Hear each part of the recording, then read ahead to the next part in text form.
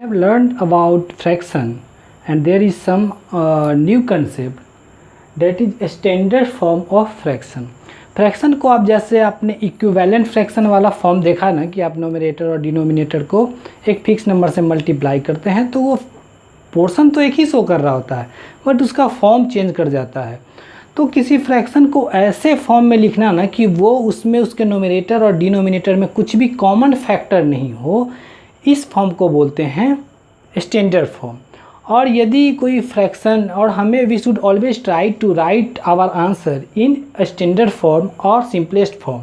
कोई भी फ्रैक्शन हो तो उसके आंसर को आप हमेशा ट्राई कीजिए कि आप जो आंसर लिख रहे हैं ना वो स्टैंडर्ड फॉर्म में हो। तो हम स्टैंडर्ड फॉर्म में कैसे किसी फ्रैक्शन को स्टैंडर्ड फॉर्म में नहीं है, तो how can we change a given fraction into standard form, let's see here. अब पहले देखते हैं कि स्टैंडर्ड फॉर्म होता क्या है। Fraction is said to be in simplest form और standard form when there is no any common factor in numerator and denominator और HCF of numerator and denominator are 1।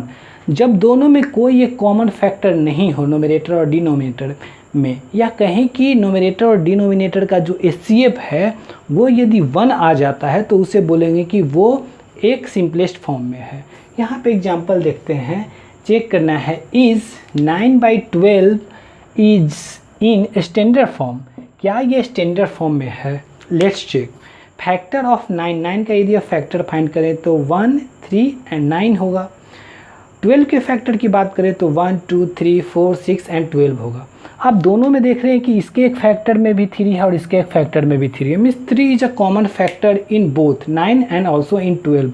तो यहाँ पे हमें कॉमन फैक्टर दिख गया, बट स्टैंडर्ड फॉर्म में होने के लिए कॉमन फैक्टर कुछ भी नहीं होना चाहिए, या कहें कि कॉमन फैक्टर 1 होना चाहिए। तो यहाँ पे तो 3 मिल गया, मीन्स ये क्या है ना, 3 is common factor, so it is not in simplest form. 3 common factor means ये सिंपलेस्ट फॉर्म में नहीं है। तो अब सिंपलेस्ट फॉर्म में चेंज करने के लिए what we have to do, तो आपका जो कॉमन फैक्टर आया है ना, multiply numerator and denominator both by this common factor. तो हमने 9 को 3 से डिवाइड किया, आंसर आ गया 3। 12 को भी हमने 3 से डिवाइड किया, आंसर आ गया 4। Then 3/4 is a simplest form और the call the standard form है।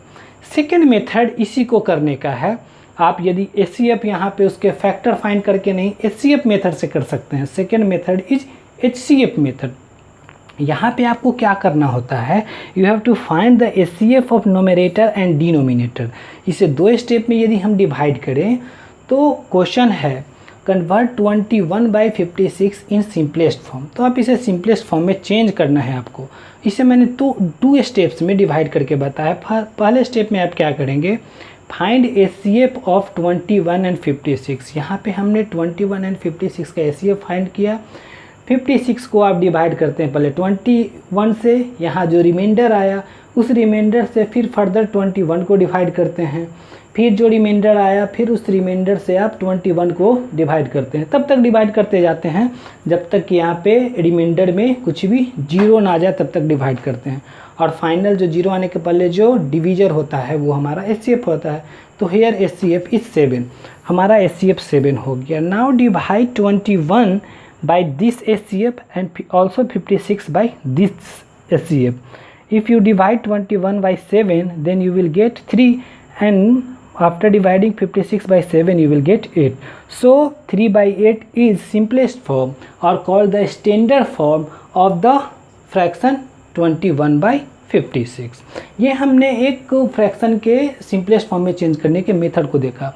और आप जब भी आंसर लिखें ना तो कोशिश करना चाहिए कि आप यदि इम्प्रॉपर फ्रैक्शन है तो उसे भी आप पहले इम्प्रॉपर फ्रैक्शन को आप पहले मिक्स फ्रैक्शन में चेंज करेंगे, तो वो मिक्स फ्रैक्शन में चेंज होने के बाद भी एक स्टैंडर्ड फॉर्म ही होता है। और फिर भी यदि उसके फ्रैक्शन पार्ट में कुछ भी कॉमन है तो उसे हम लोग कॉमन को उसे वहाँ से रिमूव करके और उसे स्टैंडर्ड फॉर्म में ही, we should always try to write our answer in standard form. Okay students, we will meet in next video. Till then bye bye, take care.